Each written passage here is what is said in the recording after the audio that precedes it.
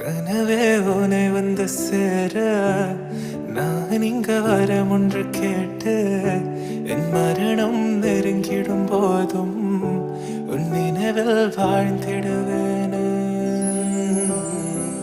தீராத துயரத்தில் நானும் காற்றோடேன் கலந்தாய் நீயும் நீங்காத நினைவொளியான அன்பே அன்பே.